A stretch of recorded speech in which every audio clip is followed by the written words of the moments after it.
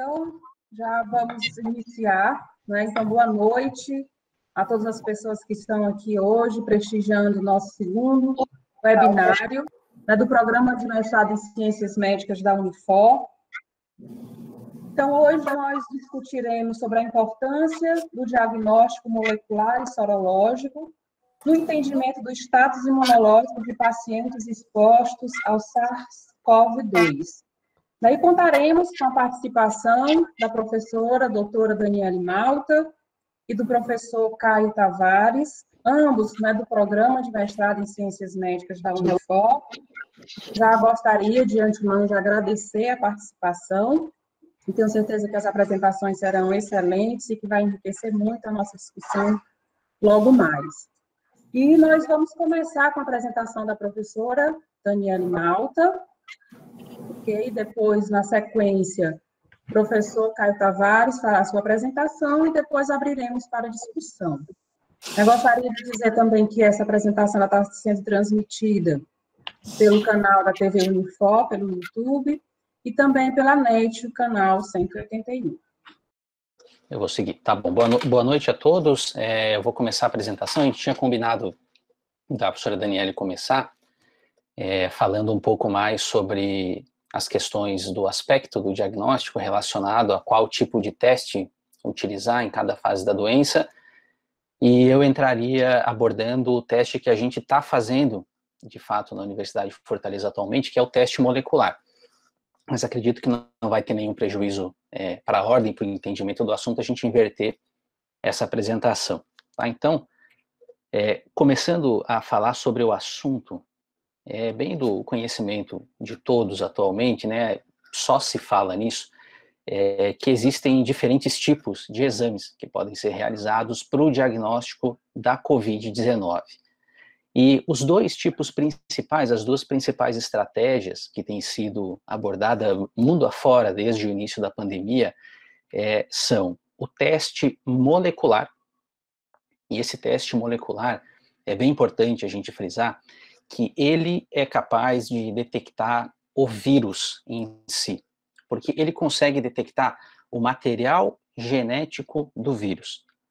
Então, o resultado desse teste molecular, se ele é um resultado positivo, significa que naquela amostra coletada daquele paciente, o vírus está presente e o vírus está se replicando. A outra abordagem que é utilizada é o teste sorológico. Né? Existem diferentes tipos de testes sorológicos, mas o que está sendo mais utilizado atualmente é o teste rápido, o famoso teste rápido. Esse teste ele tem uma diferença fundamental quando a gente compara ele com o teste molecular. Enquanto o teste molecular ele é capaz de detectar a partícula viral, o material genético viral, o teste rápido ele detecta o anticorpo, a resposta imune do paciente frente ao vírus. Então, quando esse teste sorológico ele é positivo, ele vai significar que o paciente ou tem ou já teve contato com o vírus, que o seu sistema imune ele está se protegendo contra o coronavírus, ele gerou anticorpos para combater o coronavírus. E isso a professora Daniele vai explorar melhor na apresentação dela, detalhes desse teste sorológico e qual a importância, né, quando que a gente utiliza cada um desses testes. Eu vou focar um pouquinho mais no teste molecular. Esse teste molecular, ele é chamado de RT-PCR.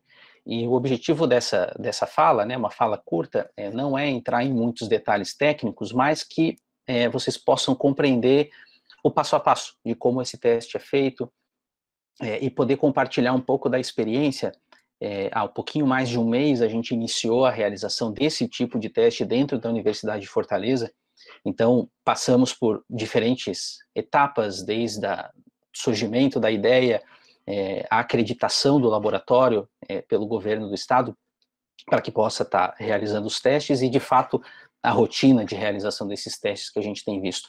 Então, o plano é poder compartilhar um pouco disso com vocês e depois, se houverem perguntas, a gente poder tentar esclarecer da melhor forma possível. Existem algumas etapas importantes e que vão guiar essa apresentação quando a gente fala de realizar um teste molecular. A primeira dessas etapas é a coleta da amostra, e ela é feita lá na unidade de saúde, né, ou na UPA, ou no hospital, ou em algum local que esteja sendo realizada essa coleta. E é uma das etapas mais importantes, porque problemas nessa etapa de coleta da amostra, elas podem comprometer o resultado final do teste. Por exemplo, podem levar a um resultado falso negativo, o que talvez é o mais grave que a gente possa ter, que é um paciente que tenha a COVID-19, mas o teste não foi capaz de detectar. Então eu vou explorar um pouquinho essa coleta, e em seguida a gente entra um pouquinho na técnica, né, o que é feito dentro do laboratório, o preparo da amostra, a purificação de material genético do vírus, a técnica em si de detecção da RT-PCR, e por fim, como esse resultado é interpretado e o laudo é liberado para o paciente. Então, como eu comentei, a RT-PCR, ela detecta o material genético do vírus. Para que ela tenha um resultado confiável, é fundamental que a amostra coletada contenha o vírus, que o vírus esteja presente nessa amostra. Então, não é possível, por exemplo, você fazer um exame de RT-PCR se você coletar do paciente uma amostra biológica onde o vírus não vai estar presente, ou não vai estar presente em uma grande quantidade. Por exemplo, né, a coleta de sangue, o vírus está presente no sangue, mas não é o local onde ele se replica mais efetivamente. Então, o sangue, ele serve para que você realize o teste sorológico, o teste rápido, mas não o teste molecular. E uma coleta adequada, ela vai evitar um resultado falso negativo. Né? Um paciente que tenha o vírus, mas o teste, por algum motivo, não foi capaz de detectar. Ou então, um resultado que a gente chama de inconclusivo. Né? É mais ou menos em torno de 5 a 8% dos testes que a gente tem realizado, e essa média é compartilhada por outros laboratórios que têm trabalhado com isso também, apresentam esse resultado que a gente chama de inconclusivo. Nesse resultado, nós não conseguimos ter certeza se o vírus está presente ou não. Eu vou entrar em um pouco mais de detalhes mais à frente, mas esse resultado muitas vezes se deve a uma coleta de pouco material do paciente. Aí o teste, algumas vezes, não é sensível o suficiente. Ele é muito sensível, mas não consegue detectar totalmente o vírus. Falando um pouquinho das amostras que devem ser coletadas, né, a Organização Mundial da Saúde, ela disponibilizou um guia logo no início da pandemia com recomendações, né, de quais amostras que devem ser coletadas, ou seja, aonde que é mais provável que nós encontremos o vírus para que ele possa ser detectado por esse exame. E a gente pode dizer que 2 amostras são as mais comuns que a gente recebe no laboratório, que são suaves, ou da nasofaringe, que é essa imagem eu coloquei aqui, demonstra para vocês, a coleta de material da nasofaringe, ou da orofaringe, tá? Alguns trabalhos, né, atualmente, o mundo inteiro está fazendo pesquisa sobre esse tema, alguns compararam, né, a eficiência entre esses 2 tipos de amostras, e o suave de nasofaringe, ele se mostrou um pouquinho superior ao de orofaringe na detecção. Mas vale dizer que ainda a gente precisa de pesquisas com mais dados, né, com maior volume de pacientes testados para poder ter uma certeza. Além disso, né, podem ser coletados, né, amostras favoráveis para o diagnóstico do vírus, o escarro, o aspirado endotraqueal ou o lavado broncoalveolar. Só que é importante ressaltar que nesses 3 últimos casos, o risco de se gerarem aerossóis e a coleta para o profissional de saúde pode ser um pouco mais arriscada do que os suaves. Logo após a coleta, é fundamental que a gente toque em 2 pontos. O acondicionamento dessa amostra e depois como que essa amostra, como e quando essa amostra vai ser transportada para o laboratório, para o diagnóstico. Logo após a coleta do swab, ele deve ser acondicionado em um meio de transporte viral. Novamente, a Organização Mundial da Saúde publicou diretrizes para isso. Um meio ideal, ele deve conseguir inibir tanto fungos quanto outros tipos de micro-organismos, quanto bactérias. Então, ele tem antifúngicos e tem também antibióticos. E é muito importante esse ponto, porque o coronavírus, ele possui como material genético, né, um tipo de molécula que a gente chama de RNA. E esse tipo de molécula, ela é muito mais sensível do que o DNA. Existem alguns vírus que possuem DNA.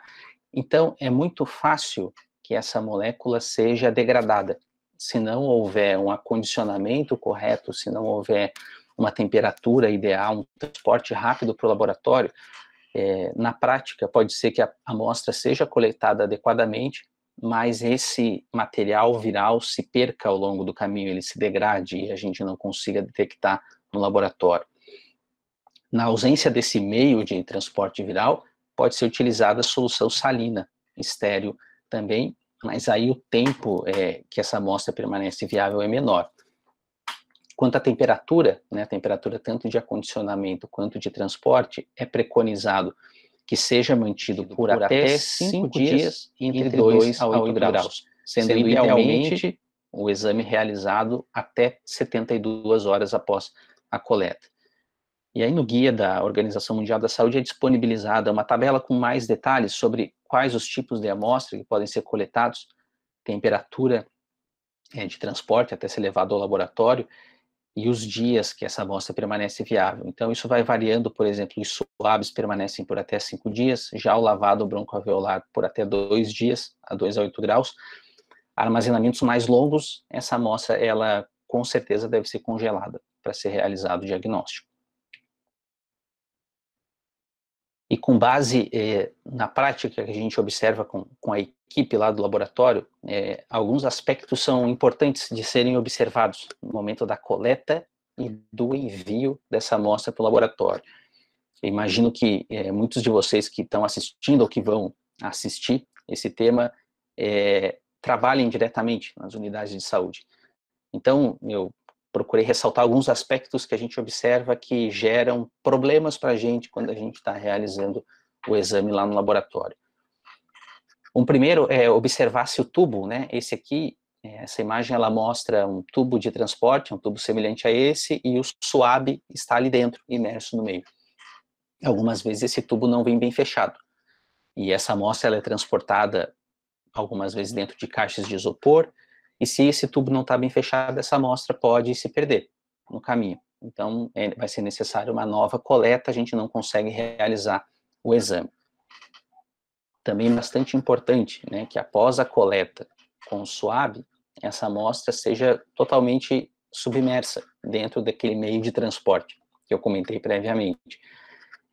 Já houve casos que havia pouco meio de transporte, e aí isso com certeza pode comprometer a realização do exame. A temperatura também bastante importante de ser observada, entre 2 a 8 graus, idealmente para ela ser mantida por mais tempo viável.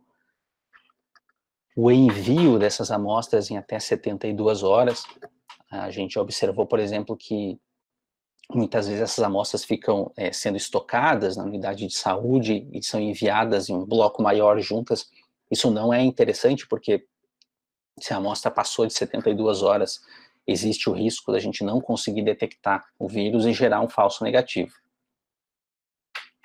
E talvez um dos principais aspectos que a gente observa é um paciente que não foi corretamente cadastrado no sistema. O SUS utiliza uma plataforma chamada GAL, que é o Gerenciador de Ambiente Laboratorial, aonde é feita toda a comunicação, a solicitação do exame, nós recebemos isso e colocamos o resultado. E muitas vezes as amostras não estão lá, ou tem algum dado incorreto, e muitas vezes o atraso na realização do exame, né, que é bastante comum a gente ver até na mídia sobre o tema, né, porque que o exame muitas vezes demora tanto, muitas vezes são problemas nessa comunicação, nesse cadastro, falta algum dado e a gente não consegue realizar o exame se a gente não tiver tudo 100% ok dentro desse sistema. Após essa amostra ser recebida, está tudo ok, ela vai para dentro do laboratório. Essa imagem é uma imagem lá do nosso laboratório, onde está sendo feito o processamento dessa amostra, né, após ela é recebida. Então, o primeiro passo, quando a gente recebe naquele tubo maior, a gente divide ele em dois, né, duas alíquotas que a gente chama. Uma delas fica estocada, congelada, caso seja necessária alguma repetição do exame, e a outra é direcionada para purificação. Feito em um nível de biossegurança adequado, preconizado pelos órgãos reguladores de saúde, em uma cabine como essa, que protege totalmente o operador de se contaminar com o vírus. Ele pode manipular as amostras ali dentro, além de todos os EPIs que ele está utilizando. E nessa etapa de purificação do material genético, então, o que acontece, né? A amostra que é coletada é uma amostra que tem vários tipos de moléculas ali dentro. Ao final dessa etapa de purificação de material genético, a gente vai ter somente material genético do vírus, se o paciente é positivo, e também do paciente. Então, a gente tem ali uma mistura de materiais genéticos daquele vírus, né, do coronavírus, e do paciente. Essa etapa, ela é bastante desafiadora, exige um pessoal altamente capacitado para poder trabalhar, é uma etapa que demora um bom tempo para ser realizada e exige muita atenção. São utilizados para isso kits comerciais para serem realizados, e eu coloquei essa imagem aqui em cima, é uma colurinha como essa, e o material genético ele vai ficar preso aqui, é uma espécie de uma matriz. Então, quando você passa a amostra do paciente aqui, o material genético fica preso, existem algumas lavagens e depois ele é purificado. É uma etapa que leva um bom tempo e tem também um alto custo. E principalmente agora, nessa pandemia, que o mundo inteiro passou a procurar o mesmo tipo de material, né? Muitos dos reagentes que a gente costumeiramente comprava no laboratório para poder trabalhar, subiram muito de preço, demoram muito tempo para chegar, e isso acaba impondo limitações ao processo que a gente consiga realizar adequadamente. Existe também uma opção de extração de RNA viral por sistemas automatizados, né, como essa imagem aqui da esquerda. Esse equipamento ele consegue processar amostras em um tempo bastante curto e de forma totalmente automatizada. Com um projeto financiado pelo governo do estado, daqui do Ceará, a gente conseguiu comprar um equipamento desses e a gente está aguardando que ele chegue para poder implementar na rotina também de purificação de material viral. Após, né, essas amostras chegarem ao laboratório, passarem por essa etapa de purificação do material viral, elas vão, de fato, para o exame, que é a RT-PCR. A RT-PCR ela é uma sigla em inglês e significa reação em cadeia da polimerase com transcrição reversa. Essa técnica ela é tão importante no mundo da biologia molecular, nesse mundo da pesquisa, a chamada reação em cadeia da polimerase, que o inventor dela ele recebeu o Prêmio Nobel de Química de 1993.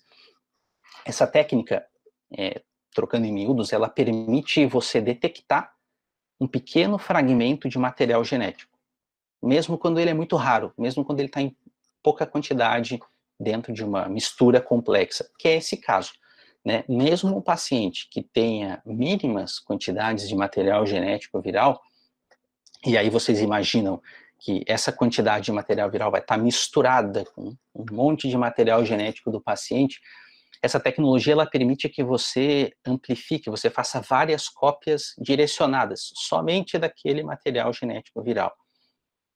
Aqui a publicação do Kary Mullis, que foi o inventor dessa técnica, e ele tem uma história bastante interessante, que eu trouxe aqui para destacar, numa reportagem da revista Scientific American, de 1990, ele descreve como que ele teve essa ideia, né? Ele trabalhava numa empresa, à época, o desafio, de fato, de tentar amplificar esse material genético.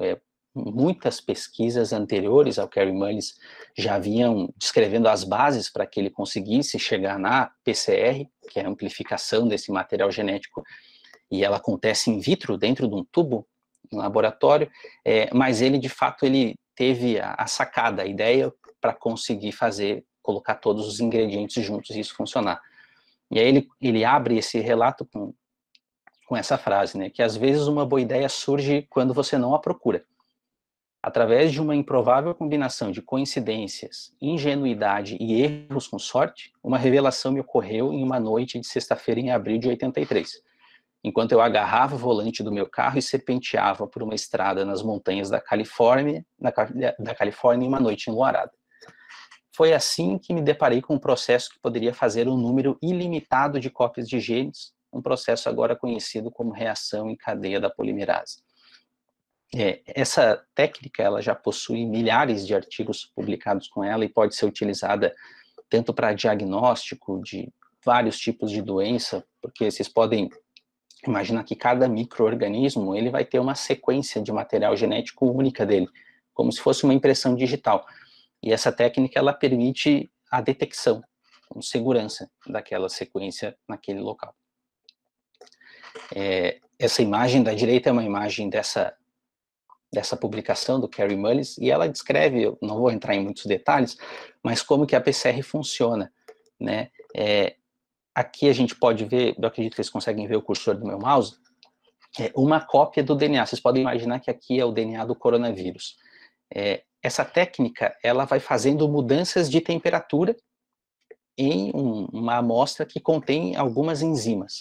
Então, essas mudanças de temperatura vão levando que a cada mais ou menos 1 minuto e meio, você duplique a quantidade de material genético que você tinha previamente. Então, em um ciclo que a gente chama, você passa de 1 para 2 cópias, depois para 4, 8, 16, 32, 64, e assim por diante. Em 1h30, você consegue ter 1 bilhão de cópias do material genético que você estava procurando naquele exame de PCR. E ele acontece dentro de tubinhos, como esse aqui, da imagem. Então, cada tubinho aqui pode ter a amostra de um paciente que você está investigando se ele tem ou se ele não tem o coronavírus. E aqui dentro, né, dessa aguinha que a gente observa dentro do tubo, você tem lá esses bilhões de cópias de material genético. Então, um paciente que tinha, hipoteticamente, somente 1 cópia do material genético viral, ao final de 1h30 desse ciclo que foi, dessa técnica que foi descrita pelo Kary Mullis, ele vai ter 1 bilhão de cópias. E com 1 bilhão de cópias, é possível você fazer a detecção disso, né? Existem métodos que fazem a detecção.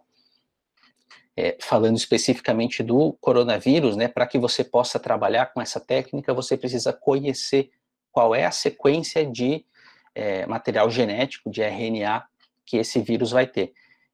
E atualmente a gente vive numa época bastante avançada em relação a essas biotecnologias. Então, em curto prazo de tempo, né, existem bancos de dados aqui. Esse banco de dados do governo americano, ele já disponibiliza mais de 5.000 genomas do coronavírus, de praticamente todos os locais do mundo. Então, aqui na imagem você pode ver do Brasil, da Colômbia, Peru, você consegue selecionar qual a cepa do vírus que você quer observar, ver se existem mutações entre as diferentes cepas de vírus. Então, você conhecendo essa sequência, ela é uma sopa de letrinhas. Então, aqui é um pedacinho de uma sequência do coronavírus. O que a PCR faz? Você seleciona um pequeno fragmento e faz lá bilhões de cópias em 1h30 e consegue detectar. Então, é assim que funciona. Assim que funciona a PCR. O termo RT da PCR, que é esse que começa aqui, ele significa transcrição reversa. Isso, na prática, é o seguinte: a PCR, ela funciona com o DNA. O DNA, ele tem dupla fita, é uma molécula muito mais estável. Mas esse vírus, ele tem um outro tipo de molécula que é chamada de RNA, que é de fita simples. Então, é preciso que seja feita a transformação desse RNA em um DNA complementar, chamado aqui de cDNA. Essa é a primeira etapa, por isso que o exame chama RT-PCR. É feito por uma enzima que é chamada de transcriptase reversa. Alguns vírus possuem essa enzima, alguns vírus de RNA possuem essa enzima para converter o seu material genético em DNA e integrar no paciente. O exemplo mais famoso, talvez, é o HIV, que vai causar AIDS. Então, ele consegue fazer exatamente esse passo de pegar o RNA, que tem uma fita só, em um processo enzimático transforma em 2 fitas, e isso permite com que seja realizada a PCR ao final do processo, a amplificação dessa região, tá? E, por fim, a técnica ela é chamada em tempo real, e o tempo real, ele refere-se à detecção.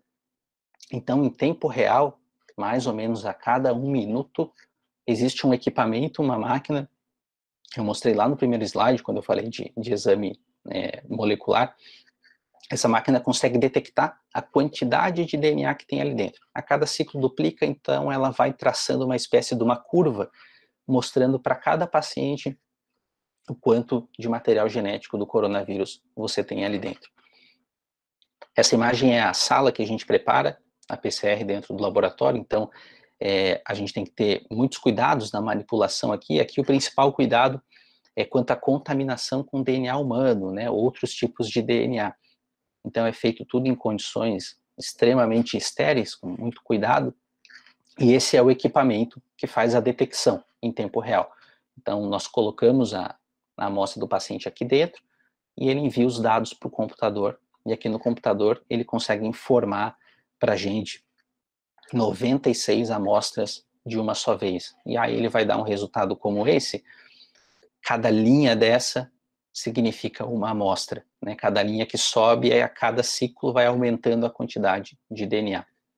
E a partir disso a gente consegue interpretar se o paciente tem a COVID ou se o paciente não tem a COVID.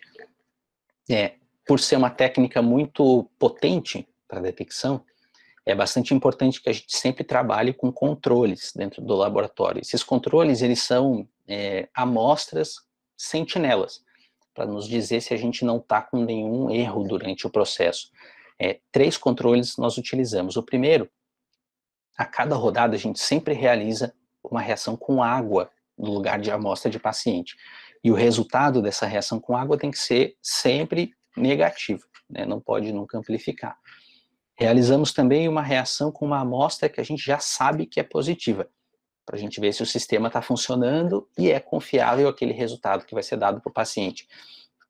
Então, sempre tem que ser positivo. E um controle muito importante, nós colocamos uma amostra biológica que nós sabemos que não tem o coronavírus para passar por todas as etapas, desde lá da purificação do RNA, da PCR, e lá no final ela também tem que ter o resultado negativo. O resultado ele só é liberado, né, só está ok quando todos esses controles estão aprovados lá pelo setor de controle de qualidade. A Organização Mundial da Saúde também publicou diferentes protocolos para a realização dessa PCR, e esse protocolo ele varia de acordo com a região do vírus que é amplificada. Essa tabela aqui da direita, ela mostra, por exemplo, o protocolo da China, da França, dos Estados Unidos, de diferentes países, para que seja realizado o diagnóstico do coronavírus. Aqui na esquerda a gente pode ver um mapa de como são os genes, de como é a sequência genética do coronavírus, e os protocolos buscam amplificar somente um pequeno segmento de alguma dessas regiões. Alguns protocolos utilizam mais do que uma região viral para amplificação. Alguns trabalhos compararam esses protocolos, né? Aqui eu trouxe 2 exemplos, são chamados pré-prints, são publicações que foram realizadas pelos autores, mas ainda não foram revisadas, né? No campo científico, uma publicação, quando nós enviamos uma publicação para uma revista científica, ela é revisada por experts na área, por pesquisadores na área, que vão aprovar ou não aprovar essa publicação, fazer uma análise crítica. Só que isso leva um certo tempo para poder acontecer.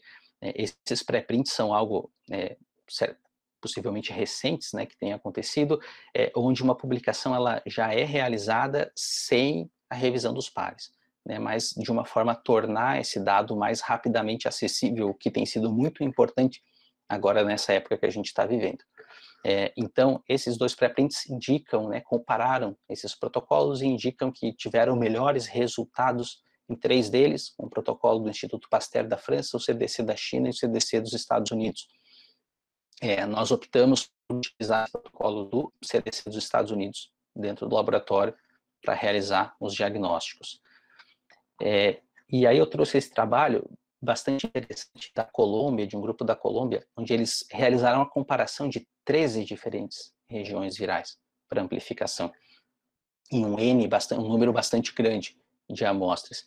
E uma conclusão chama atenção e fecha muito com a rotina que a gente vê dentro do laboratório, que muitas vezes mutações, né, diferenças de bases que acontecem dentro do coronavírus pode levar a um aumento da taxa de resultado falso negativo.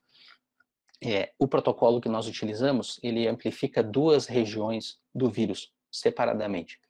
E para que a gente possa considerar que um paciente tem, de fato, o coronavírus, as 2 regiões devem ser positivas. Muitas vezes a gente vê amplificação de somente uma região. Isso nós classificamos como um resultado inconclusivo. E é semelhante ao que esses pesquisadores encontraram, de que muitas vezes acontecem mutações dentro dessa região. Então, esse vírus, por ele ser um vírus com material genético de RNA e não de DNA, ele é mais propenso a sofrer mutações ao longo do tempo. O RNA é uma molécula mais instável.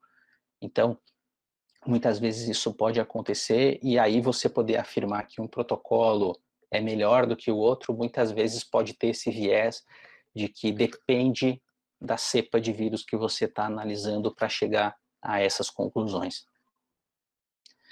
O protocolo do CDC, então, como eu comentei, são 2 regiões do vírus, chamadas N1 e N2, e uma região humana, que é amplificada como controle.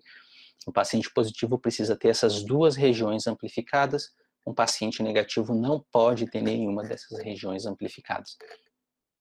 Resultados diferentes disso nós consideramos como inconclusivos. E para finalizar essa minha fala, a PCR ela tem sido adotada como padrão ouro para o diagnóstico, né? O teste que é considerado o padrão para você poder realizar essa detecção do coronavírus.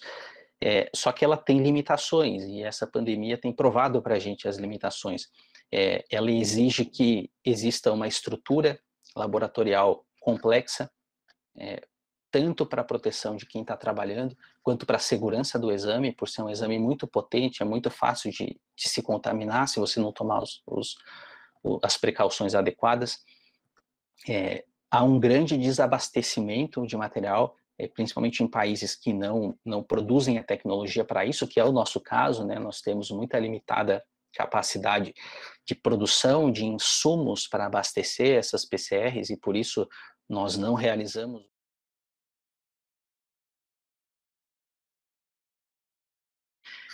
E é um exame que leva um certo tempo para que você faça o diagnóstico, né? Enquanto um teste rápido que você detecta imunoglobulinas pode ser feito em poucos minutos, uma PCR, ela nunca é feita em menos do que 6, 7 horas no total. Isso considerando somente a parte técnica de uma amostra. Quando você trabalha com centenas de amostras de uma vez, e você tem que considerar todo o recebimento da amostra, o conferimento dos resultados, o cadastro no sistema, muitas vezes o tempo de retorno para o paciente vai ser de 2, 3 dias, algumas vezes até mais tempo, se essa amostra é inconclusiva e você precisa repetir. Então, essas limitações da PCR mostram que talvez não seja um exame molecular ideal para que você consiga rapidamente rastrear pacientes doentes. E novas tecnologias têm despontado, e podem, no futuro, é complicado você dizer se isso vai ser rápido, se isso vai ser para essa pandemia que está atualmente em vigor, porque quando você fala de um exame, é muito diferente de você falar em uma larga escala, né, para o mundo inteiro. Mas existem técnicas, por exemplo, que utilizam uma tecnologia que chama CRISPR, e essas técnicas têm permitido, né, já foi provado em publicações, que você consiga detectar o material genético do vírus em um teste muito semelhante ao teste rápido. Você tenha, por exemplo, uma amostra negativa com somente uma banda e uma amostra positiva com 2 bandas presentes. Essas técnicas estão publicadas, inclusive nos Estados Unidos foi dada autorização para que entre no mercado, e ela permite que o vírus de fato seja detectado e não a resposta imune. Outras técnicas que já existem, estão sendo adaptadas com publicações, uma delas é uma espécie de PCR, de amplificação, só que ele não precisa daquele equipamento para fazer a multiplicação e a detecção. É possível uma detecção visual no próprio tubo, onde um paciente positivo vai ter uma cor diferente de um paciente negativo. São técnicas promissoras e a gente espera que num futuro próximo, né, quem sabe, nesse corrente momento, elas possam ajudar a gente a controlar e mapear os pacientes. E aqui, só para finalizar, a equipe de professores que esteve envolvida aqui na estruturação do laboratório, a professora Cristina Moreira, diretora do BEX, professor Ângelo Roncalli, professor do curso de farmácia, a professora Adriana Rolim, professora Daniele Malta e eu, que estamos trabalhando na parte técnica do processo. E aqui uma foto de parte da equipe. A gente tem uma equipe de 15 pessoas dentro do laboratório, trabalhando 24 horas por dia, todos os dias fazendo diagnóstico, e aqui é um registro de quando a gente recebeu nossas primeiras amostras dentro do laboratório. Assim eu finalizo e agora a gente passa, acredito, para a apresentação da professora Daniele. Obrigado. Obrigada, professor Caio, parabéns pela apresentação. E agora, vamos passar a palavra para a professora Daniele, para que ela faça a apresentação. Olá. E depois abriremos para a discussão. Olá, eu tive que mudar de computador, então deve estar aparecendo o nome do Kenny aí.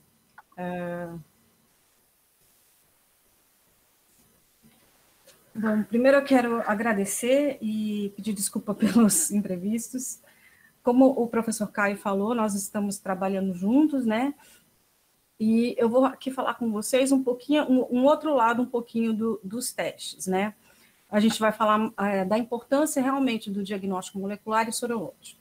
Eu coloquei o nosso e-mail aqui do nosso grupo de pesquisa, para quem tiver interesse de entrar em contato conosco, para fazer perguntas, parcerias, estamos abertos a novos contatos.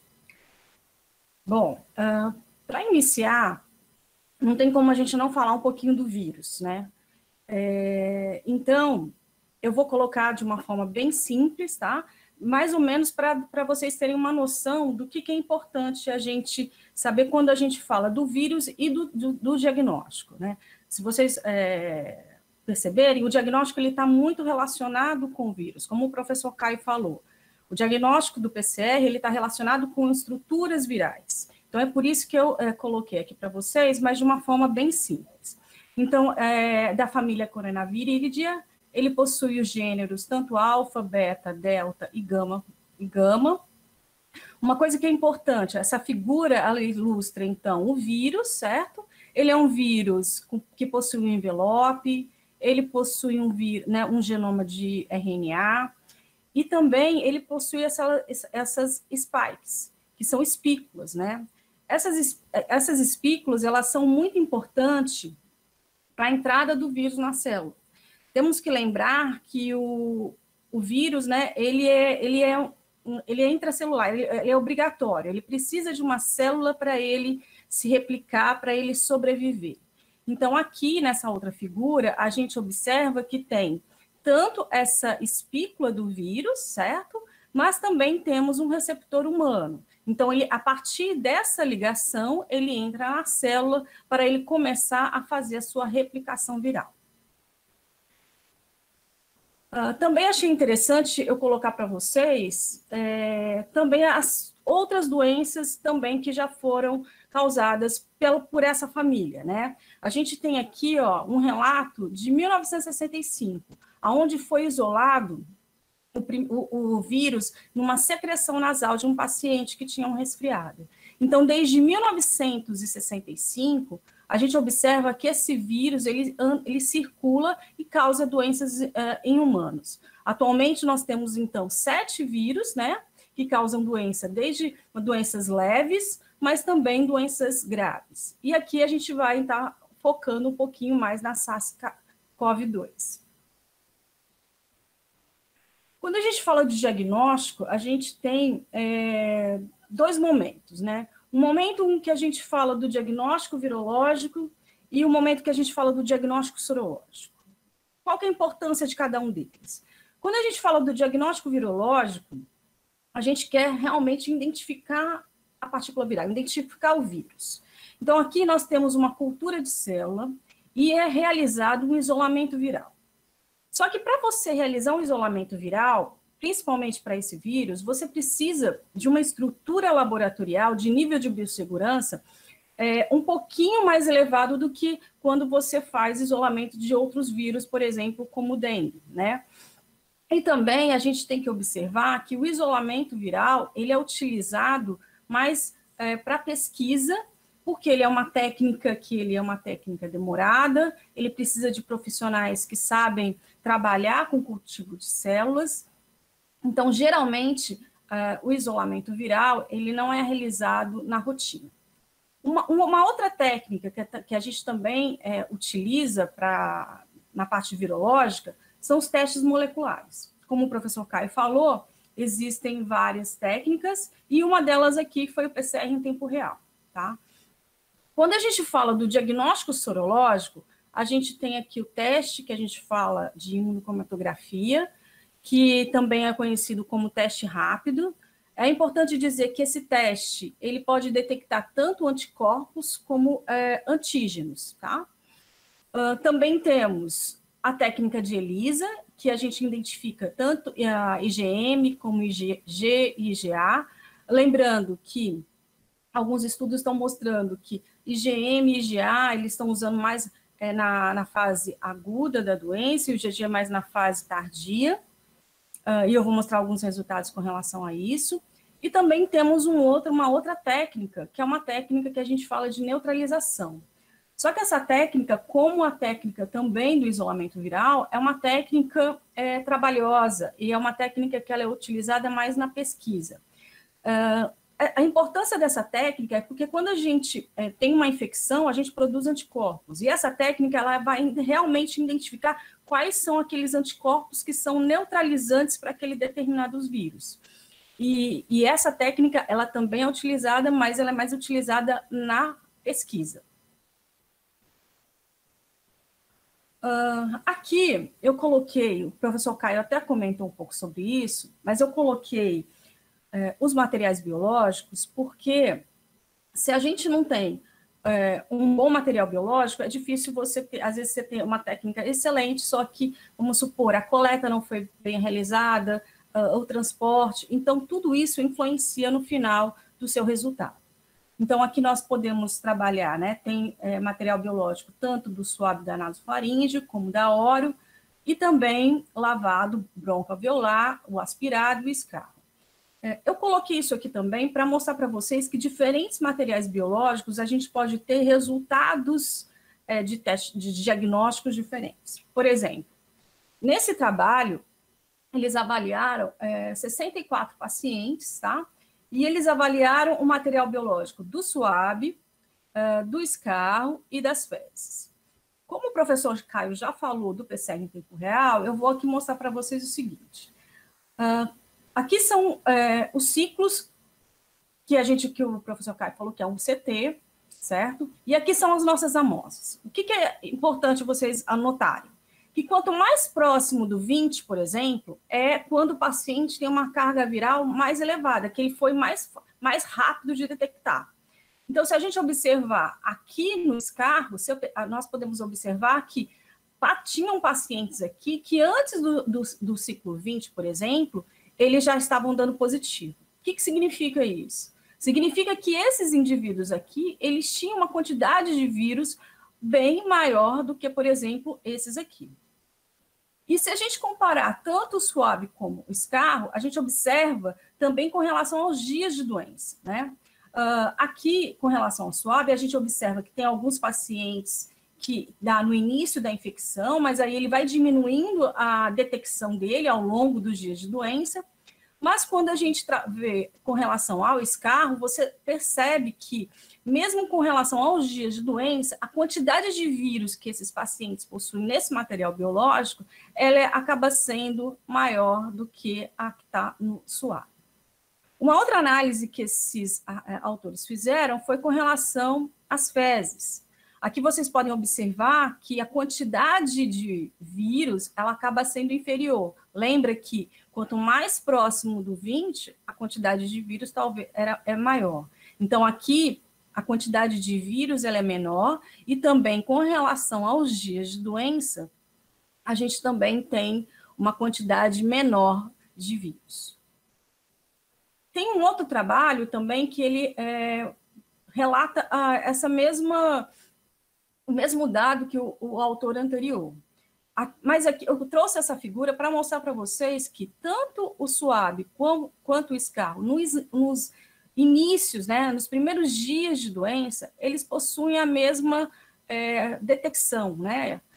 Só que com o passar dos dias, nós podemos observar que o SCARRO ele acaba tendo uma quantidade de vírus detectado muito maior, por exemplo, do que está no SWAB.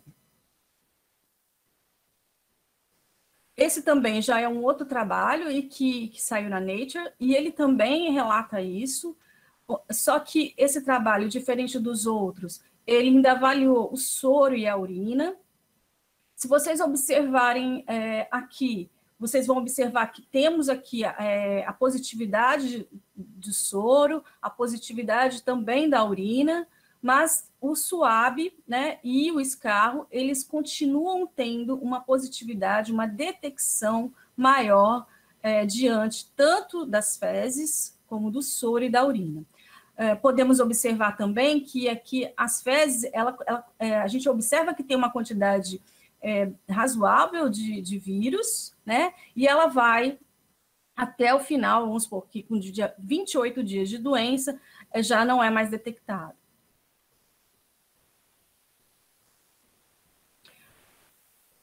Agora eu vou falar para vocês um pouquinho dos testes que que a Anvisa, né, já estão registrados no Brasil.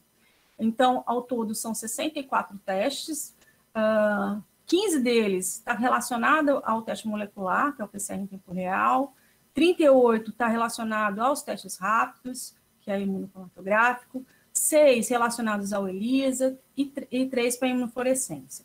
Esses testes todos, você pode utilizar tanto sangue total, soro, plasma e SWAB, e também tanto o SWAB da naso como da oro. Uma coisa que a gente precisa deixar bem claro é que, como eu mostrei para vocês, existem diversos kits, né? Então, como que é que a gente vai escolher um kit ou outro, né? O que vai me definir escolher o kit A do kit B, por exemplo? Uma coisa que é importante a gente analisar é a capacidade, a sensibilidade dos testes e a especificidade.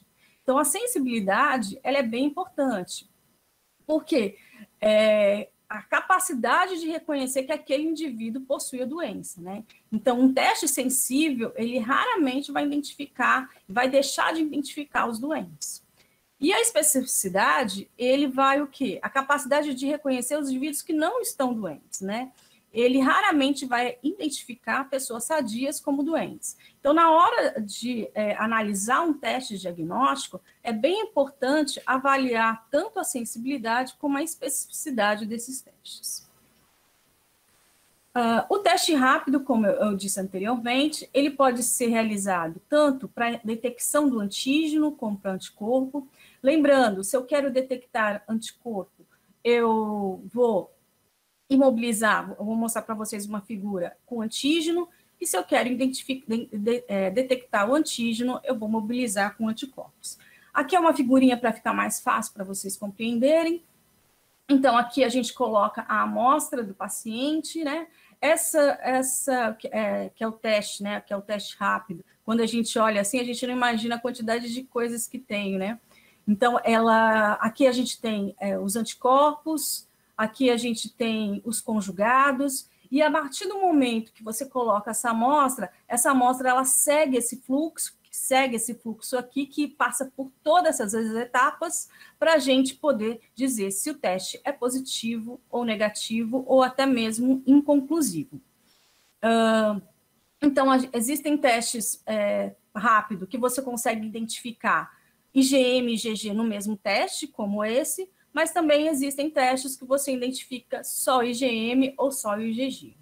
Lembrando que tem que sempre você ter o controle, né, do teste para ele ser validado. E como eu falei para vocês, a importância da gente identificar a sensibilidade e a especificidade dos testes.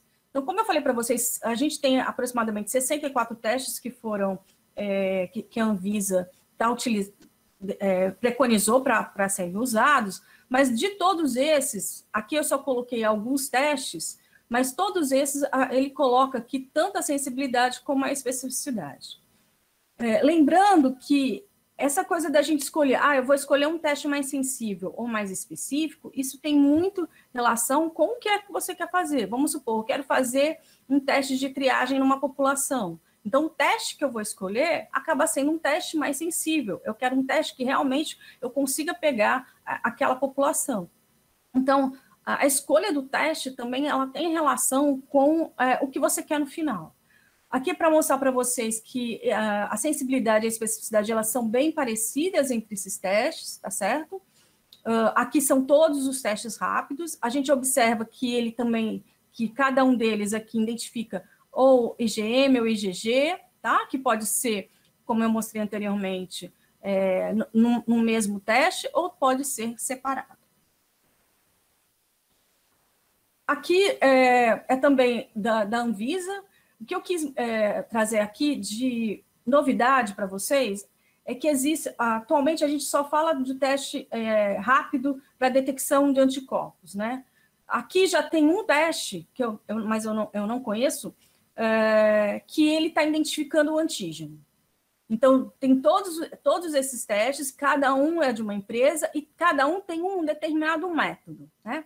Esse método aqui é o que ele também vai fazer para o teste rápido. Alguns de vocês já devem ter ouvido falar do teste do NS1, por exemplo, para dengue. O que é o NS1? O NS1 ele detecta o antígeno, o vírus dengue. Então, nesse caso aqui também. Então, o teste imunocromatográfico, ele serve tanto para identificar o antígeno como o anticorpo.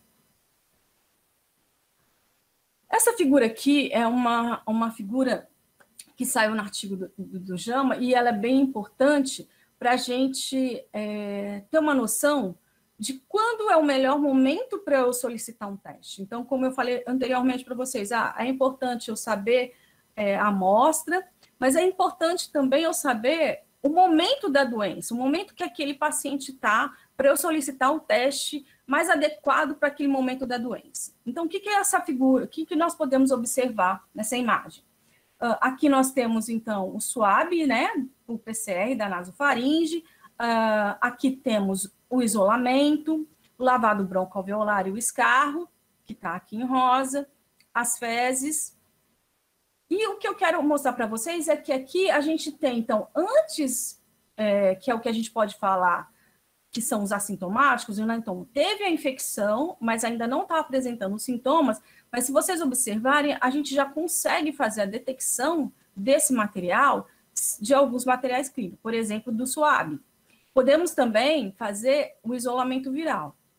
Após os sintomas, também a gente continua tendo a possibilidade de fazer tanto a cultura, como também a detecção por PCR do SWAB, a detecção do lavado bronco. Olha uma coisa bem interessante, a gente percebe aqui na linha azul e na rosa. Aqui, então, nós temos o lavado e o lavado broncoalveolar e o escarro. Se vocês observarem, com o passar das semanas, a gente vai tendo uma diminuição dessa quantidade de vírus no SWAB. E no lavado e no escarro, ela continua a permanecer. Então, isso aqui pode facilitar. Vamos supor, com os dias de doença, qual é o melhor material biológico que eu posso utilizar, tá? Nesse outro momento aqui, ele também fala com relação à identificação dos anticorpos. Então, nesse estudo, eles mostraram que aqui, a partir da segunda semana, eles conseguiram identificar aqui tanto IgG como IgM. A gente observa que a IgM ela vai tendo uma diminuição e a IgG continua.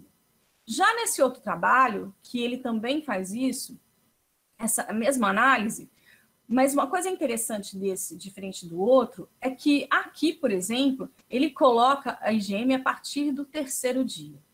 E já os IgG e IgA já a partir do 4º dia de doença. E o que é importante aqui quando ele coloca esse ponto de interrogação? Aqui significa que ainda nós não temos certeza se esses anticorpos eles vão continuar de uma forma para a gente detectar, né? Então ele coloca dessa forma porque a gente não sabe se, sei lá, depois de 2 meses vai ocorrer essa detecção. Aqui é só para mostrar para vocês que ele coloca como no 14º dia, que não é um momento ideal para fazer PCR, né? Então, é só lembrando que o teste molecular ele é melhor nos primeiros dias de doença, e aí depois o teste sorológico, depois até, né, que ele colocou lá, 14º, alguma coisa nesse sentido. Sendo que aqui já ocorre a detecção no 3º dia. Esse trabalho aqui, ele avaliou 65 pacientes. O que eu quero mostrar com aqui? Quando a gente fala de ELISA, quando a gente fala de qualquer teste diagnóstico, a gente tem que lembrar que esses testes, eles possuem cada um a sua especificidade. Por exemplo, esse kit aqui, não é todo ELISA que ele vai estar trabalhando com essa proteína do núcleo capsídeo, por exemplo. Existem kits de ELISA que eles trabalham com a outra estrutura do vírus, que é a estrutura das espículas. Então, não dá para eu dizer que todo ELISA ele tem a mesma, a mesma formação, ele trabalha sempre com a mesma proteína. Por que eu estou falando isso? Porque isso pode ter diferenças quando você avalia tanto a especificidade quanto a sensibilidade. Então, esse kit, ele trabalhou, né, ele utilizou essa proteína recombinante do núcleo capsídeo, e aqui ele também correlacionou com os dias de doença. O que nós podemos observar aqui? Que em 28 dias de doença, o IgM aqui, ele teve um aumento, né? Só que aí, com o passar dos dias, né, ele foi tendo uma diminuição. Já com relação ao IgG, ele observou que teve uma taxa que ele atingiu de 74, e essa taxa, ela continuou, né, e aumentou até com os dias de doença, que é uma coisa que a gente já espera, né? Tipo, o IgG está mais relacionado com uma infecção tardia, e o IgM mais com uma infecção aguda. Esse outro trabalho, ele mostrou duas empresas, 2 kits, e aqui ele também trabalhou com uma proteína diferente daquela que eu mostrei anteriormente. O que eles observaram aqui? Esse kit, aqui eles colocaram o IgA e o IgG. E esse outro colocou o IgM e o IgG. Então, o que ele quis dizer aqui? Aqui ele estava querendo identificar uma imunoglobulina também de uma infecção aguda, então ele colocou para analisar aqui o IgA e o IgG, e esse outro colocou como o IgM. Nós podemos observar que a positividade ela foi maior depois do 10º dia, né? Tanto para IgA quanto para IgG. Aqui para IgM foi um pouquinho inferior com relação ao IgA, mas a IgG teve o mesmo resultado. Então, é importante salientar que os ELISAs, os testes de teste rápido, dependendo da empresa, eles também possuem proteínas recombinantes diferentes. Aqui é bem interessante esse trabalho que ele saiu no Clinical Infectious Disease, que ele coloca aqui, ó, a avaliação dos pacientes que são críticos, dos pacientes não críticos. O que eu posso dizer? Dos pacientes graves, dos pacientes com uma doença mais leve. E aí ele analisa que os pacientes que eles têm uma doença mais grave, a quantidade de anticorpos, ela acaba sendo superior daqueles pacientes que têm uma doença mais leve, né? Aí vem aqui alguns questionamentos. Será que no teste que você vai fazer lá do ELISA, esse paciente aqui que teve uma quantidade menor de anticorpos, aquele teste, ele vai ser sensível o suficiente para ser positivo? Ou até mesmo, será que esses indivíduos aqui, eles vão soroconverter ou eles vão demorar Então, são todos questionamentos ainda que precisam ter estudos a longo prazo para a gente poder analisar como vai ser até mesmo a soroconversão. Esse outro estudo, ele é bem interessante, que ele saiu no New England, e aqui ele mostra os assintomáticos, os pré-sintomáticos e com sintomas atípicos. Aqui embaixo é como ele está analisando aquilo que o professor Caio falou, que é do PCR, que é o CT, que são os ciclos. E aqui ele coloca com relação à cultura. Então, o que nós podemos dizer? Aqui nos assintomáticos, a gente observa que ele tem uma positividade. Só que ele tem uma positividade baixa, né? A partir lá do 25. Então, o que a gente pode dizer assim, que a quantidade de vírus aqui, ele é muito menor do que desses pacientes que estão aqui. Então, os pacientes que estão aqui, ó, por exemplo, com 15 ciclos, ele já foi positivo. Então, significa que a quantidade de vírus que tem aqui, ela acaba sendo muito maior que tem aqui. E aí vem um questionamento. Será que essa quantidade de vírus nos assintomáticos, por ser menor, ela, com relação à transmissão, ela pode diminuir, né, com relação aos pré-sintomáticos? Então, são coisas que a gente precisa ver. Esse autor aqui, ele coloca que dos pré-sintomáticos, né, que são as infecções que o indivíduo não apresenta o sintoma, 46%. E dos pessoas que têm os sintomas, 38%. Então, a gente cai nessa faixa aqui, né? Então, é bem importante a gente ter uma noção do que aqueles indivíduos também que estão nessa fase aqui, eles continuam tendo vírus e que eles continuam tendo a possibilidade de uma transmissão. Esse outro estudo, eu achei ele bem interessante, que ele saiu no Lancet, para que ele faz uma correlação da idade com a carga viral.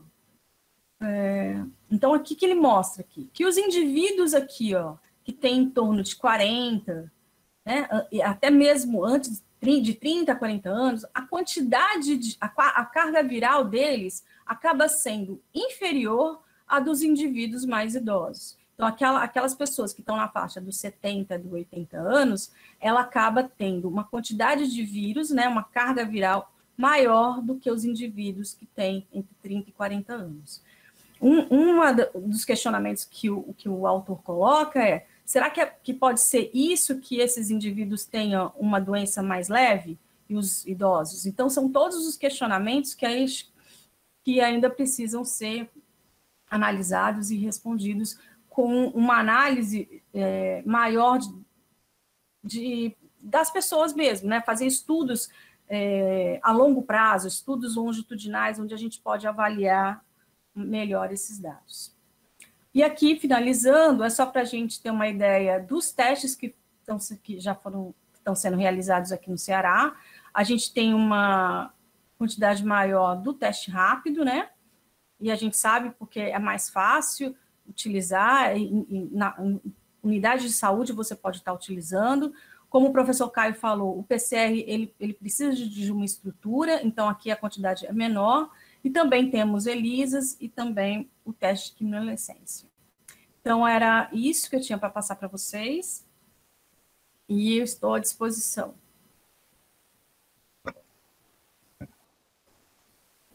Obrigada, professora Daniela Inalto, e parabéns pela apresentação. E agora, né, os professores estão abertos a perguntas, a discussão. Vocês podem fazer pelo chat e também, se quiser usar o microfone, pode ficar também ao critério de vocês.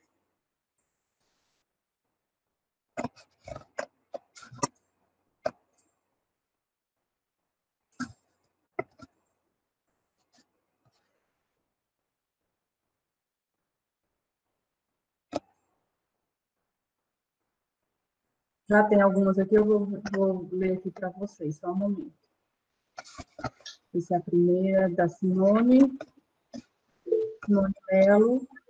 Ela pergunta: com quanto tempo da infecção a IgM vai diminuir a ponto de ficar negativo o teste? Olha, como eu mostrei nos trabalhos, ainda não tem uma definição exata, né, desse número. Tipo, com 20 dias, a gente ouviu, como eu mostrei para vocês no trabalho, tinham estudos mostrando que, sei lá, com 40 dias ainda tinha detecção, né, de IgM. Então, é muito difícil dar um número exato no momento. Por isso, o que eu acho que a gente precisa é avaliar uma quantidade maior de indivíduos para a gente poder ter uma noção disso. Então, a gente não tem como falar assim, com 30 dias eu não vou ter mais essa detecção. É bem difícil, né? Então, infelizmente, se alguma outra pessoa que tiver essa informação, mas eu não... Nos artigos que eu li, ainda está difícil a gente ter esse ponto. Eu também acredito que essa resposta ainda não se tem, né, com precisão, né, tem uma média de tempo, né, que foi colocado, mas a precisão mesmo do número exato de dia ainda não. Tem uma outra pergunta da Aline Feitosa, que ela coloca, complementando a pergunta da Simone, ela pergunta, a presença de IgM indica transmissibilidade? Né, como o anticorpo é detectado na fase mais aguda, né, mais no início da infecção, aí essa pergunta se indica a transmissibilidade. Quando a gente fala de transmissão, a gente tem que falar de vírus, né, de replicação viral. Então, a transmissão, ela ocorre a partir do momento que está tendo transmissão. Quando você tem anticorpos, dependendo do momento da doença, você pode ter uma replicação viral e produção de anticorpos, né? Mas você não pode dizer que, assim, passou o tempo da replicação viral que o IgM vai fazer com que você transmita. Lembra que ele é um anticorpo produzido pelo seu organismo, né? De resposta àquela infecção viral. Então, a transmissão, ela ocorre pela replicação do vírus nas células humanas, principalmente as epiteliais. E um ponto só para complementar, né, com base até nos artigos que a professora Daniele apresentou, talvez no sentido, se você observar IgM e não observar IgG, talvez possa ser um maior indicativo de que você esteja ainda numa fase aguda. Mas como a própria IgM ela vai até 40 dias, né, no trabalho que a Daniele apresentou, então você ter as duas não necessariamente vai significar que o vírus está sendo transmitido. O mesmo vale para a PCR também. Muitas vezes, né, tem trabalhos que mostram que o resultado da PCR pode ser positivo por até 2 meses após passada a infecção, e não necessariamente o paciente está mais transmitindo, basta ter alguns fragmentos virais na amostra coletada, essa PCR, por ser super sensível, ela ainda continua sendo positiva. Deixa eu só complementar isso que o Caio falou, que é bem importante, porque, assim, quando a gente faz o diagnóstico molecular, ele é diferente, por exemplo, do que eu até mostrei do diagnóstico do vírus vivo. Então, o teste molecular, ele identifica o vírus morto e o vírus vivo. Então, isso pode acontecer. Então, ele pode ser positivo, sendo tudo vírus morto ali, tá? Então, quem identifica mesmo se aquele vírus é viável ou não é pela cultura de célula, tá? Então, assim, para ter certeza que a transmissão, então a gente tem que tomar muito cuidado também quando a gente analisa o resultado molecular. Porque quando você analisa esse resultado molecular, você tem que fazer uma análise junto com a clínica também. Não dá para a gente hoje só analisar os testes moleculares ou testes sorológicos. A clínica ela tem que estar junto, porque o teste molecular ele pode ser positivo sim. Só que eu vi vários trabalhos mostrando que eles pegaram pacientes e avaliaram o teste molecular, foi positivo, pegou essa mesma amostra e foi fazer cultura de célula para ver se era vírus viável. E ele não era vírus viável. Então, a gente tem que tomar muito cuidado também nas interpretações dos testes, tá? Ok, tem uma próxima pergunta aqui da Ana Daltro, que pergunta se H1N1 e dengue dão reação cruzada na positividade dos testes para a COVID. Se existe algum relato de reação cruzada.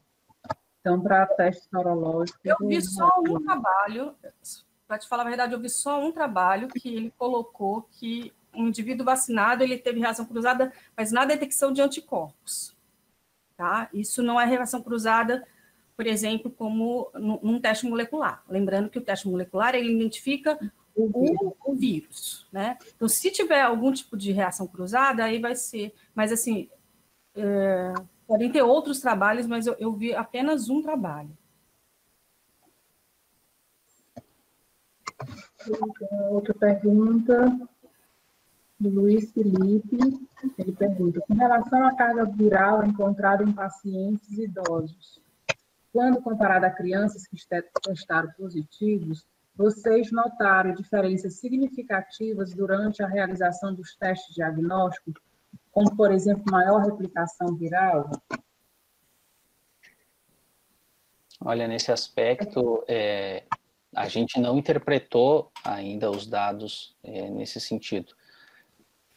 A gente realiza um volume em torno de 100, 120 testes por dia, e temos planos de poder traçar, né, fazer esses comparativos. A idade é um fator bastante importante, mas acredito que a pergunta do Luiz Felipe foi mais em relação à nossa experiência na rotina, né? A gente ainda não parou para fazer esse tipo de análise. Na literatura já tem isso, na literatura já tem essa relação, mas não com idosos, com adultos. E nesse trabalho eles mostraram que a carga viral das crianças era menor que no do adulto. Até porque... Lembrando, gente, que é um trabalho, né? Como eu falei, existem diversos trabalhos que eles podem dar diferentes resultados, tá? Porque eu já vi em alguns trabalhos exatamente essa questão da carga viral em relação à idade, que é a questão de receptores, que idosos, né, e adultos idosos têm uma quantidade maior de receptor do que criança. Aí pode ser uma justificativa, né, por aumento da carga viral nessas pessoas. Tem uma outra pergunta aqui da Laiane Mello. Ela pergunta, existe relação com a sensibilidade dos testes e a gravidade da doença? É porque... Eu não entendi direito, mas assim, a gravidade... A pergunta é dessa forma, tá? Eu li exatamente como está escrito. Existe relação com a sensibilidade dos testes e a gravidade da doença? Assim, quando o paciente está mais grave, por exemplo, a quantidade de vírus que ele tem, né, é uma coisa que a gente imagina, é um pouco maior, como naqueles trabalhos que eu mostrei, né? Mas aí, se ele tem uma quantidade maior, acaba sendo uma sensibilidade maior, por exemplo, do PCR. Detectado, né? Então, ele acaba sendo detectado mais facilmente. Por exemplo, aquele trabalho que eu mostrei, ele colocou lá dos pré-sintomáticos que tinham uma carga viral elevada, e aí, dependendo do teste, por exemplo, o PCR é uma técnica que a gente pode dizer que ela é tanto sensível quanto ela é específica, então isso acaba... eu não posso dizer que aumenta a sensibilidade do teste, não, mas que você consegue fazer uma detecção maior. E só complementando, né, a gente observou na rotina, por exemplo, para o mesmo paciente, que foi coletado logo no início da doença e depois de 9, 10 dias, o teste já não foi mais capaz de detectar. Então, possivelmente essa correlação, né, de sintomas, né, com a gravidade da doença para detecção da PCR é bastante importante. Lembrando que se a gravidade da doença, a gente está correlacionando com a carga viral. E não necessariamente a gravidade só está relacionada a isso, né? A gravidade ela pode estar relacionada a outros fatores, sem ser só a carga viral. Ok, tem uma outra pergunta aqui do Paulo Vitor. Ele fala que, infelizmente, entrou já no decorrer da apresentação, não sabe se foi falado, de possíveis reações cruzadas nos testes rápidos, mas alguns colegas vêm relatando resultado positivo nos testes rápidos imunocromatográficos e negativos por quimioluminescência. Você tem algum conhecimento sobre alguma reação cruzada que venha acontecendo e referir aos testes sorológicos? Ó, a experiência disso eu não tenho. Eu tenho o que eu li na literatura, com relação a artigos, né? Na literatura, eles mostram que o teste rápido, ele tem uma sensibilidade, uma especificidade menor do que da quimiluminescência, né?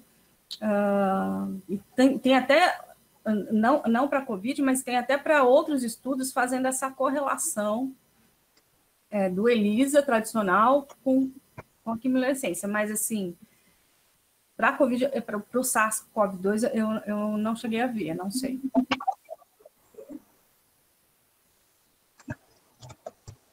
E tem uma outra pergunta aqui da Mini Feitosa, né? Comenta. Falando em retorno ao trabalho pós-Covid, estão adotando 14 dias pós-confirmação da doença, independente de GG ou IgM. Indica o retorno pelo número de dias, né? O que vocês leram e estudaram sobre isso? Como enfermeira, me preocupo muito. Muitos colegas retornando com 14 dias sem avaliação. Quer falar, Caio? Pode ser. O que a OMS tem adotado, e até o CDC agora, bem recentemente, nessa semana, é o seguinte: com base na parte molecular, por exemplo, né, como eu comentei que o teste molecular ele pode permanecer positivo por vários dias, semanas, meses, mesmo o paciente não tendo mais a transmissão do vírus, né, como a Dani comentou, o teste molecular ele detecta o vírus em si, mas esse vírus pode estar morto e não ser mais capaz de infectar. O que tem se adotado e preconizado é um mínimo de 10 dias de afastamento, sendo que nesse mínimo de 10 dias, há no mínimo 3 dias o paciente esteja sem nenhum tipo de sintoma e sem medicação. Tá? Então, o teste molecular não tem sido adotado por base, o teste negativo mais, para poder ser feito esse retorno ao trabalho. Uma pergunta agora, que a professora Adriana acabou de mandar, da Janine Nogueira. Ela fala, existem 2 subtipos do SARS-CoV-2, a cepa S e a cepa L. O RT-PCR aqui feito permite a identificação da cepa circulante maior prevalência?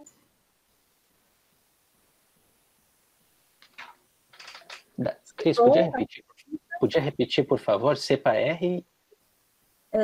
Ela fala que tem os 2 subtipos, né, a cepa S e a cepa L. E pergunta se o RT-PCR feito aqui permite a identificação da cepa que está circulando com maior prevalência. Olha, da experiência que eu tenho, né, com base nisso, a variação de protocolos de RT-PCR para detecção, ela se baseia muito em mutações que possam estar acontecendo ao longo da divisão e da transmissão desse vírus de um paciente para o outro. Na literatura, o que a gente encontra é que todos aqueles protocolos que foram publicados pela OMS, lá no momento do início, né, da pandemia, eles são capazes de identificar a maior parte dos vírus que estão circulando atualmente. O trabalho da Colômbia, que eu até mencionei na minha apresentação, mostrou que, a depender da cepa, alguns resultados podem dar falso negativo. Então, uma estratégia que é interessante é, talvez, se você tem um resultado inconclusivo, por exemplo, em um determinado protocolo, se você puder ter à disposição um outro protocolo diferente para testar e ter esse resultado cruzado, para que você possa afirmar que, de fato, aquele paciente vai ser negativo ou positivo. Tem outra pergunta também no YouTube, que é o Francisco Leal. Ele pergunta se os oligossintomáticos têm menor carga viral.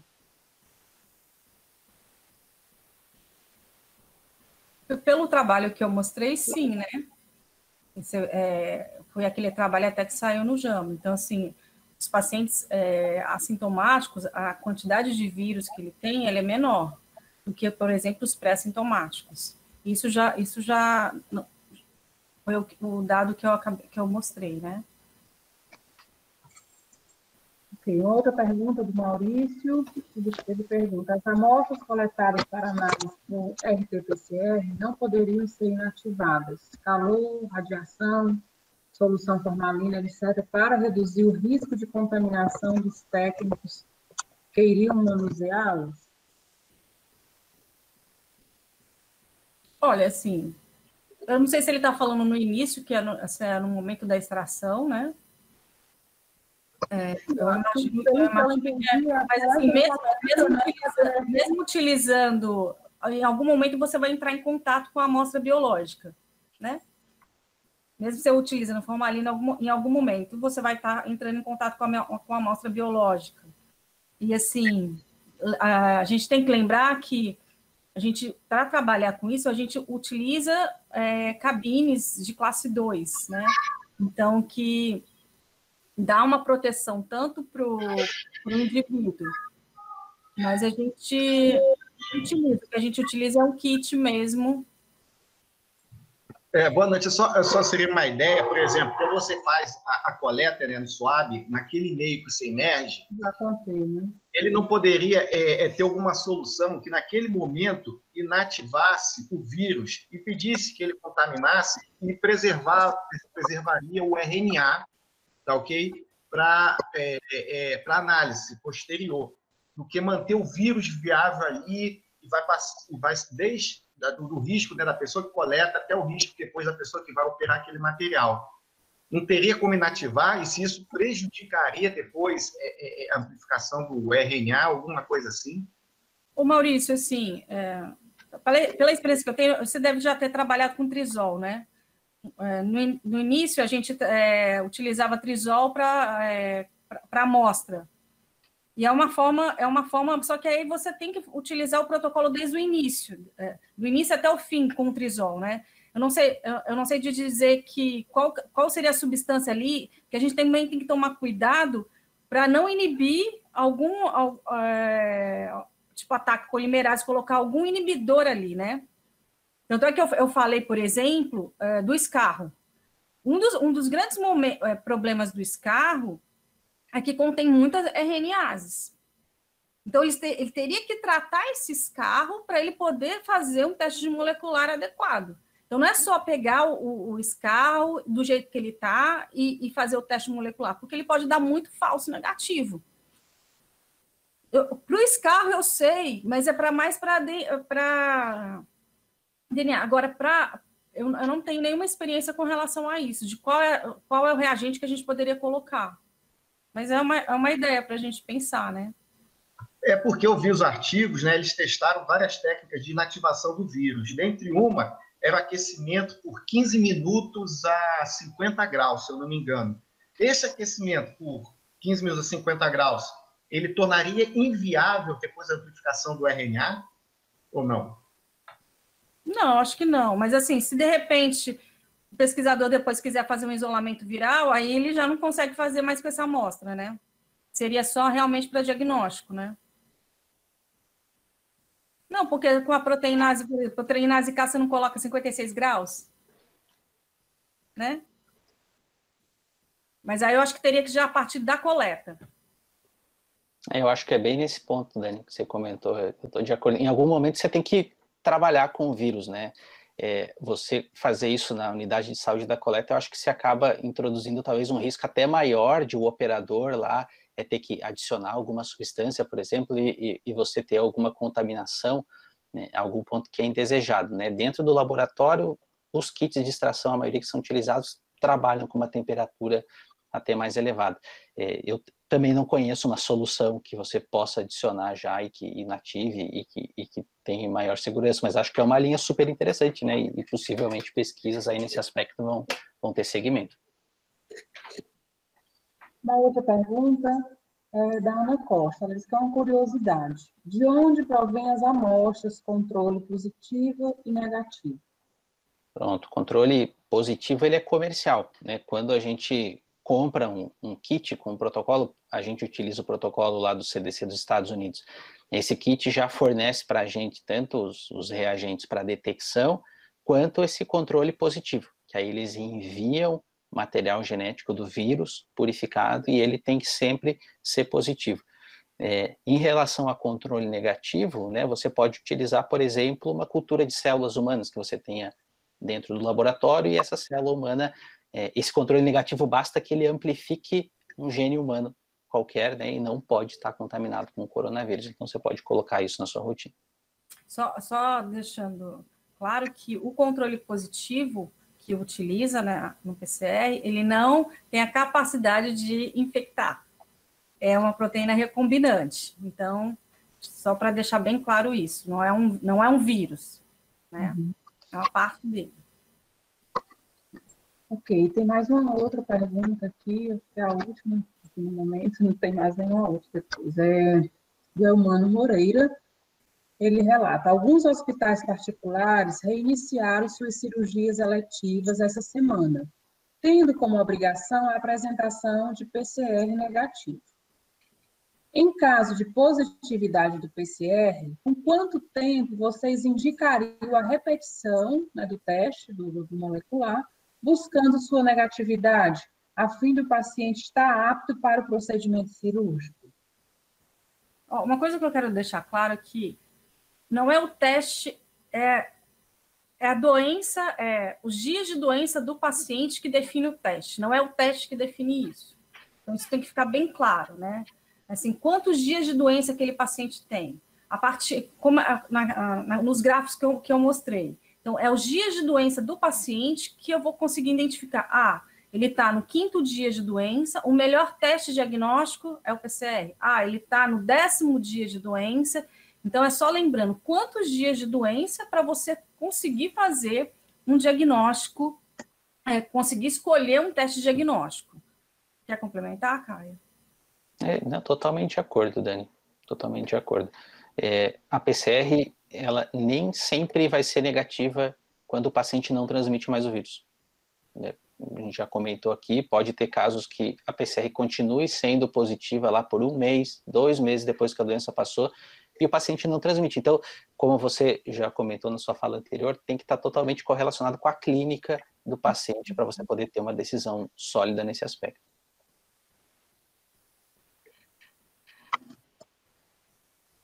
Ok, então aqui no chat não tem mais nenhuma pergunta. A Adriana, tem alguma pergunta a mais no YouTube que a Adriana está monitorando? Não, ela não me mandou. Alguém tem mais algum questionamento? Não, eu só quero agradecer, dizer que a gente está... O programa de pós-graduação está com as inscrições, né?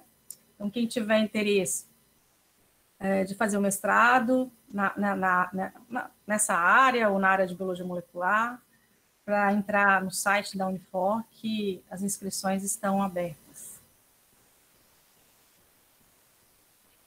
Caio, quer fazer alguma consideração final para a gente encerrar, então, o nosso webinário? Sim, agradecer o convite, a oportunidade, as perguntas. Acho que foi uma discussão bastante rica, ainda tem muitas dúvidas na área, né? Uma novidade para todo mundo a respeito, mas agradeço muito a oportunidade de estar aqui. Então, mais uma vez, obrigada, professora Daniela Malta, professor Caio Tavares, pelas brilhantes apresentações e discussão bastante rica, e obrigada a todos vocês que estão aí conosco, nos acompanhando, e uma boa noite a todos, e um ótimo final de semana. Obrigada. Bye, bye. Tchau, tchau. Tchau, boa noite. Boa noite.